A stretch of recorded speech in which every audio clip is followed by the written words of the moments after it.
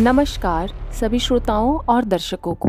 आज हमारे चैनल ऐतिहासिक यात्रा की यात्रा निकलकर पहुंच गई है नादिर शाह पे। नादिर शाह एक लुटेरा, एक खूनी, खूंखार और डरावना लुटेरा। नंबर 1, नादिर शाह अफसार या नादिर कुली अली बेग 1688 से 1747 फारस का शाह था। 1736 से 1747 उसने सदियों के बाद एक बड़े क्षेत्र में ईरानी प्रभुता स्थापित की थी। उसने अपना जीवन दास्ता से शुरू किया।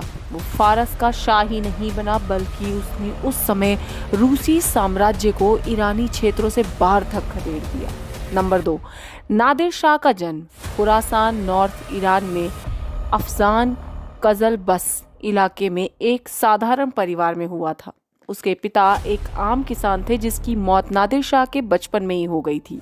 नादिर शाह के बारे में कहा जाता है कि उसकी माँ को उसके साथ उज़्बेकों ने गुलाम बना लिया था, लेकिन नादिर शाह उनकी गुलामी से भागने में सफल रहा और वो एक अफजार कबीले में शामिल हो गया। बहुत जल्द एक तबके का प्रमुख भी बन बैठा और एक सफल सैनिक के रूप में उभरा। उसने वहाँ के प्रधान बाबा अली बेग की 2 बेटियों से शादी भी कर ली। नंबर 3, नादिर शाह चरित्र से कितना भी घटिया हो, दिखने में लंबा, सजीला और शोक निगाहों वाला नौजवान था। अपने शत्रुओं के प्रति बेहद निर्दयी, लेकिन अनुचर और सैनिकों के प्रति बेहद दयालु था। उसे घुड़सवारी का बेहद शौक था। उसके पास अपने प्रिय 60 घोड़ों से ऊपर थे। नंबर 4, नादिर शाह से पहले फारस पर सफावियों का कब्जा था। नादिर शाह एक बेहतरीन रणनीतिकार, जहां दिमाग चलाने की जरूरत है और कामयाबी मिल जाए वहां वो कभी भी हथियार नहीं उठाता था। नादिर शाह का भविष्य सफावियों का तख्ता पलट करके नहीं बना था, बल्कि उसने सफावियों का साथ दिया। सफावी अपने पतनोन्मुख साम्राज्य में नादिर शाह को पाकर बहुत खुश थे। एक तरफ उस्मानिया सल्तनत, दूसरी तरफ अफगान विद्रोही और उत्तर में रूसी साम्राज्य भी निगाहे गड़ाए बैठा था। इस हालत में उसने कई मोर्चों पर शाह सुल्तान हुसैन के बेटे तहमास्प का साथ दिया। इससे प्रभावित होकर तहमास्प ने उसे तहमास्प खुली खां की उपाधि दी, जिसका अर्थ होता है तहमास्प का सेवक। लेकिन नादिर शाह इतने में संतुष्ट कहाँ होने वाला था। उसने सन 1729 तक 3 बार अफगानों को हराया और इस्फहान को अपने कब्जे में लिया। अफगानों को महफूज भागने दिया। उसकी सफलता तहमास्प पे देखी नहीं गई। उसे अपनी योग्यता साबित करने के चक्कर में उस्मानियों से पंगा ले लिया, जिसका परिणाम शर्मनाक हुआ। नादिर शाह के जीते हुए कई हिस्से उसे उस्मानियों को वापस करने पड़े। नादिर शाह हेरात से जब वापस आया तो उसे बहुत गुस्सा आया। अब उसने जनता से पूर्ण समर्थन मांगा। इसी दौरान एक दिन तहमास्प नशे की हालत में था। जब उसने उसे समझाया कि वो शासन के लिए एक योग्य शासक नहीं है, और उसने नन्हे से उसके बेटे को गद्दी पर बैठा दिया। उसके राज्य अभिषेक के दौरान उसने कसम खाई कि वो कंधार, दिल्ली, बुखारा और इस्तांबुल के शासकों को हराकर अपने अधीन करेगा। दरबार के लोग उसकी प्रशंसा करने लगे और नादिर शाह ने 1736 में अपने सेनापतियों, प्रांतपालों तथा कई समर्थकों को समक्ष खुद को शाह घोषित कर दिया। नंबर 5, पश्चिम से संतुष्ट होकर उसने पूरब की ओर रुख किया। उसने पहले कंधार को जीता। उसने दिल्ली पर कूच करने की वजह मुगलों का अफगान भगोड़ों को शरण देना बताया। उसके और मोहम्मद शाह रंगीला के बीच करनाल का युद्ध हुआ।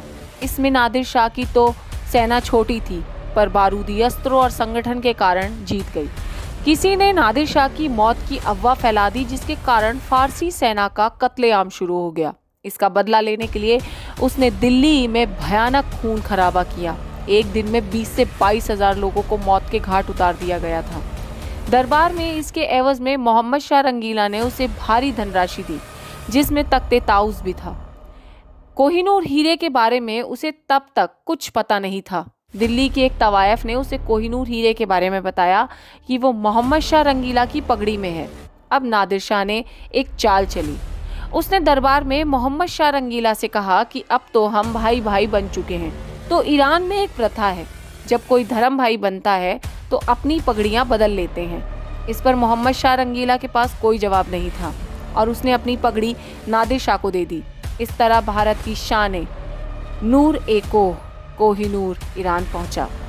नंबर 6, नादिर शाह को भारत से 70 करोड़ रुपए मिले। ये राशि अपने तत्कालीन सप्तवर्षीय युद्ध के बराबर थी, जिसमें फ्रांस की सरकार ने ऑस्ट्रिया की सरकार को इतनी रकम दी थी। नादिर ने दिल्ली में साम्राज्य विस्तार नहीं करना था, उसे अपने और अपने सैनिकों के लिए पर्याप्त धनराशि इकट्ठा करनी थी जो उसे मिल चुकी थी। दिल्ली से लौटने पर उसके पास इतना धन था कि उसने अगले 3 वर्षों तक अपनी जनता से कर नहीं लिया। नंबर 7, दिल्ली से लौटते ही उसका बुरा वक्त शुरू हो गया। कहते हैं ये सब कोहिनूर की बदौलत हुआ। उसे पता चला कि उसके बेटे रजा कुली, जिसे अपनी अनुपस्थिति में उसने वायसराय बनाया था, सफावी शाह तहमास्प और अब्बास उसके बेटे की हत्या कर चुका है। उसे खबर मिली कि रजा उसके खिलाफ भी षड्यंत्र रच रहा है। इसी डर से उसने रजा को वायसराय के पद से हटाया और इसी दौरान उसे खबर मिली कि रजा उसे मारने की योजना भी बना रहा है। इस खबर ने उसे बहुत दुखी किया, लेकिन उसने बिना सोचे समझे रजा को अंधा कर दिया। रजा ने लगातार कहा कि वो निर्दोष है, उसने ऐसा कुछ नहीं किया, पर वो नहीं माना। लेकिन कुछ दिनों बाद नादिर शाह को सब पता चला, जिससे उसे अपनी गलती का एहसास हुआ। उसने अपनी गलती पर अपने ही सरदारों के सर उड़ा दिए। वजह ये थी कि उनमें से किसी ने भी ये क्यों नहीं कहा कि रजा की जगह मुझे अंधा कर दो, मेरी आंखें फोड़ दो। धीरे धीरे वो बेहद अत्याचारी बन चुका था।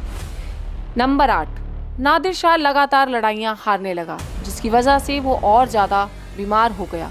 आखिरी दिनों में उसने जनता से बहुत ज़्यादा कर लगा दिए, यहाँ तक कि अपने करीबी रिश्तेदारों से भी भर भर के पैसा मांगने लगा। उसके भतीजे कुली खां ने उसकी बातें मानने से साफ इनकार कर दिया। 19 जून 1747 को मसहद के पास अपने ही अंगरक्षकों ने उसकी हत्या कर डाली। नंबर 9, 1739 में भारत विजय के बाद अंग्रेजों को मुगलों की कमजोरियों का पता चल गया। अगर नादिर शाह भारत पर आक्रमण नहीं करता तो ब्रिटिश शायद इस तरह से भारत पर अधिकार करने के बारे में सपने में भी सोच नहीं पाते। धन्यवाद। यदि आपको मेरा ये प्रयास और मेरा ये चैनल अच्छा लगे तो प्लीज़ मुझे लाइक, शेयर और कमेंट करें। मेरे चैनल को सब्सक्राइब ज़रूर करें।